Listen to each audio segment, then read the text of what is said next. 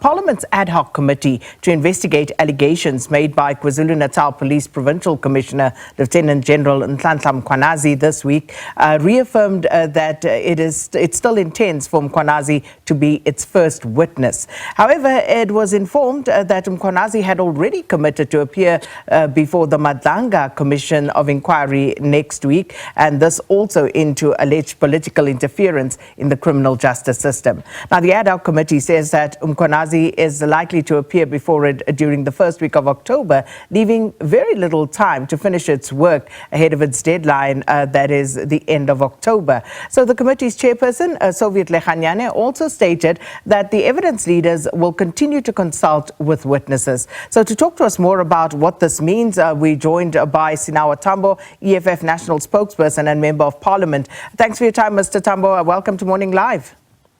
Morning and morning to the viewers. So the EFF has traditionally rather consistently raised concerns about Parliament's handling of accountability. So what is the party's view now on the establishment and the mandate of this ad hoc committee? Do you believe that it will ensure genuine oversight, or is it just political maneuvering once more?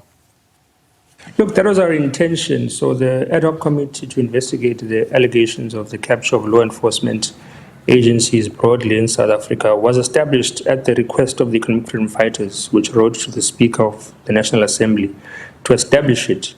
And things were proceeding quite smoothly in the initial stages. We were able to establish membership of the committee, elect a committee chairperson, and also adopt terms of reference.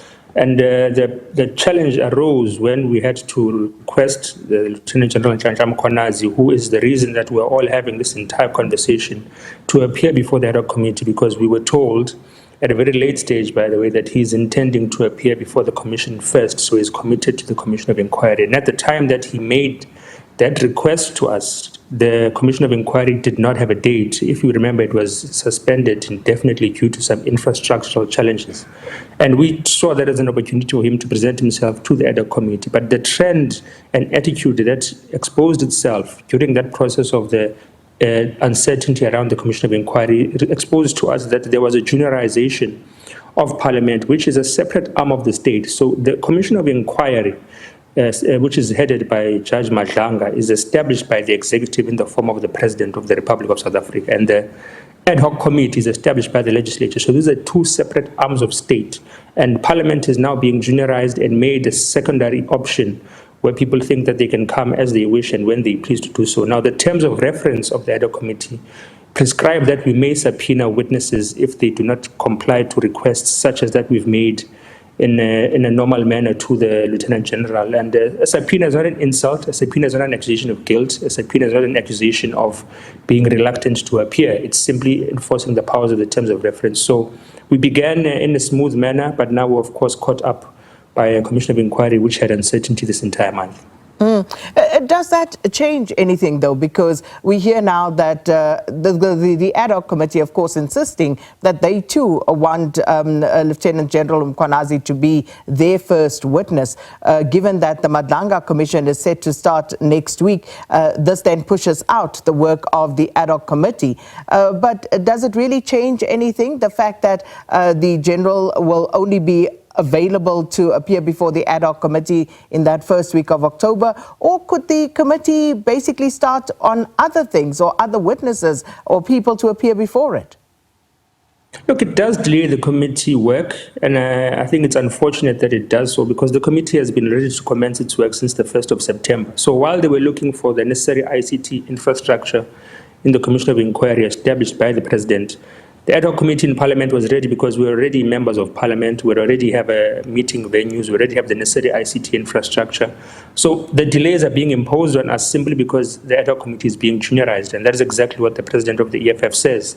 Now, the impact of him appearing before the Commission of Inquiry, before he appears at the Ad Hoc Committee, as a result of these imposed delays on us, means that we are going to have a limited time to meet with all the necessary witnesses and people we need to appear before the committee. So the Ad Hoc Committee is going to meet with clusters in the security and law enforcement sector. So this includes SABC, this includes the NPA, this includes perhaps members of the judiciary, this may include former ministers of police, current ministers of police, people who are possibly already incarcerated So when our committee concludes its work at the end of October, if we have to wait for the Lieutenant General to appear in October as well, it sort of limits our time frame to conclude our work effectively. And we can't, as you're asking, begin with other witnesses because this entire process is established on the basis of the allegations that he has raised. So we can't now want to return to speak to him in retrospect because it will undermine the entire process. And we can't be subjected to secondary affidavits which were submitted to the Commission. He must submit an affidavit specifically for the purposes of the Ad Hoc Committee.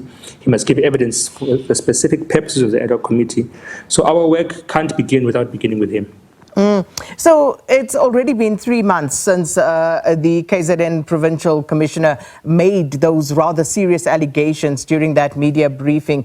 But the questions have been asked now, especially following last week's Ad Hoc Committee meeting, about the EFF stance with regard to Lieutenant General Nhlanhla Mkhwanazi. So how does the EFF see Lieutenant General Mkhwanazi? Because I'm sure you would be aware on X this week, there was quite the debate, quite the storm about the EFF and how they view Lieutenant General Mkhwanazi. I think it's misinterpretation and in some instances deliberate distortion. So there are individuals in South African society, which I don't think I need to name at this current point in time, who have taken it upon themselves to undermine the work, the integrity, and position of Parliament as a legislature which is established democratically through an electoral process. So there are people who are operating under the auspices of foundations of former presidents, which are vanity projects, people who are public commentators or media commentators who are trying to suggest that the EFF has not listened to Nhlanhla Mkhwanazi since he came to the Parliament of South Africa in March. Now, that's a deliberate distortion. We regard Nhlanhla Mkhwanazi as an upstanding citizen of South Africa, someone who's an integral part of raising the lid on corruption in law enforcement, which is subjecting our people to human trafficking, to drug abuse, to violent crimes and gangsterism. So the allegations that he has raised are something that have shocked us, as many South Africans have been shocked, and we are of the view that he is an important and integral part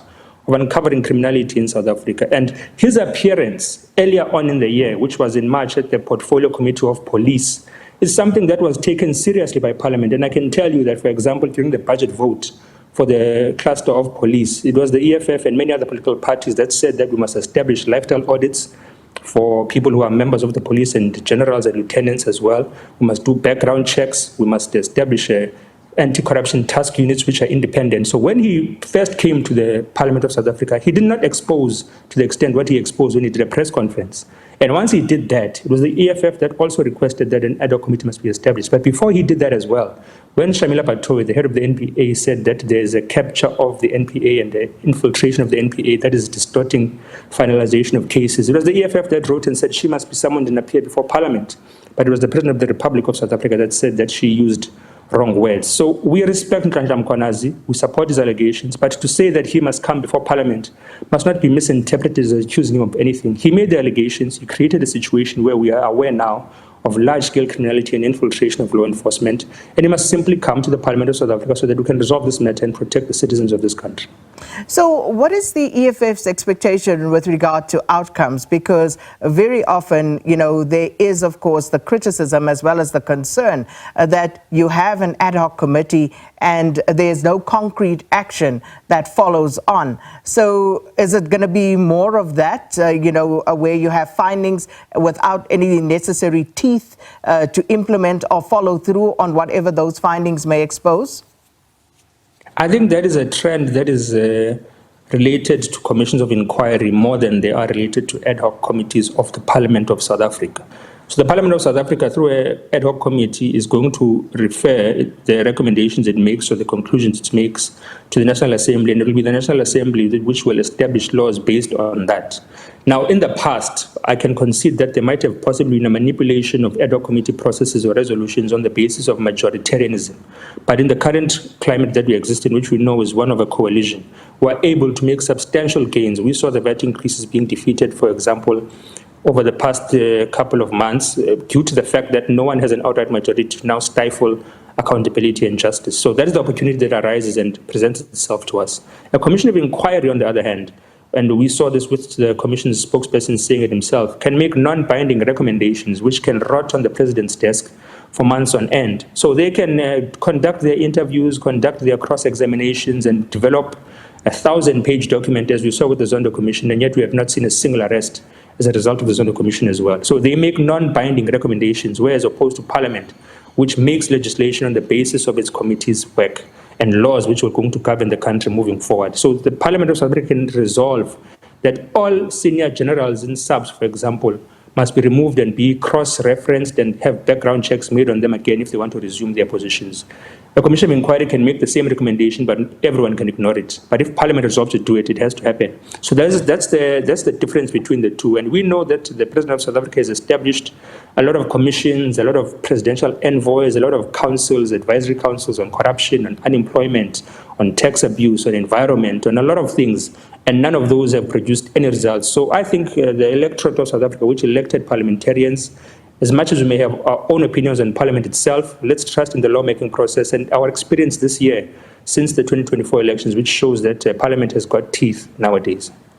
And just, to pivot slightly, but still related to this, there have been media reports on former Police Commissioner Nhlanhla's alleged relationship with Vusumuzi Cat Matlala, one of the people that were named by Lieutenant General Mkhwanazi. Your view on that? I would find it quite unfortunate if Nhlanhla is reluctant to appear, because the Political Killings Task Team was established under the 6th administration, under his term. So he's a vital witness who can shed a lot of light as to what was the purpose of its establishment, what was achieved during his tenure. But also, as we are saying, we need to understand what was his relationship with Vusikat Matlala, who's been exposed to have a lot of tenders specifically related to Tembisa Hospital, who's been alleged to be part and parcel of the assassination of some whistleblowers, or plotting of the assassination of whistleblowers like Popita Dekoran, assassination of his former lover as well. So he's someone that has got some level of connections with Nhlanhla. He's also accused Nhlanhla of having slept in his penthouse.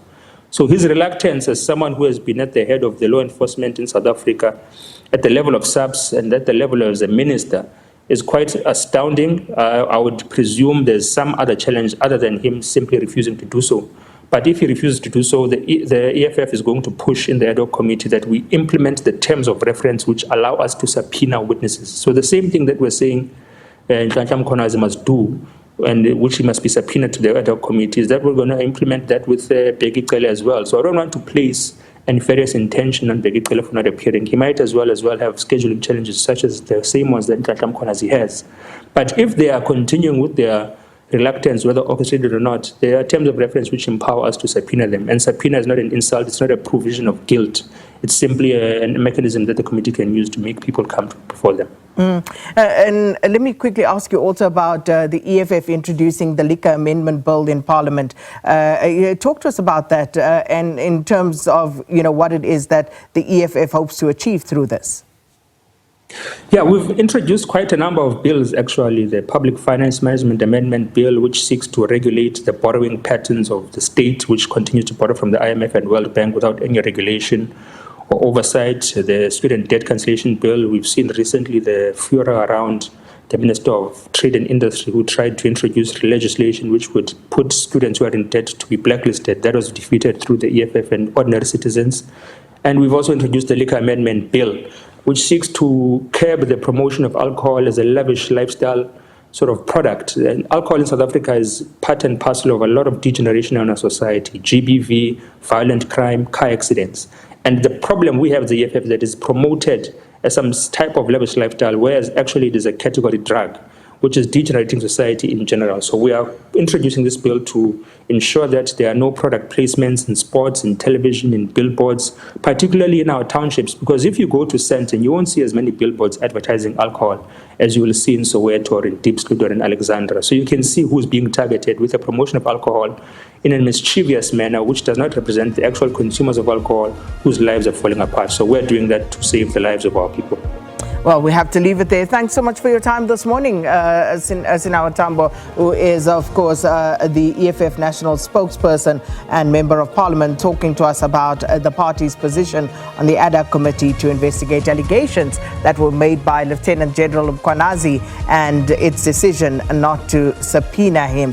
And it's going to be interesting because I believe next Wednesday, which is, of course, when Lieutenant General Mkhwanazi will be appearing before the Madlanga Commission, has now been dubbed Mkhwanazi Day. So we look forward to that, to see how all of that unfolds. But you heard the EFF's position. Let us know your thoughts at Morning Live SABC.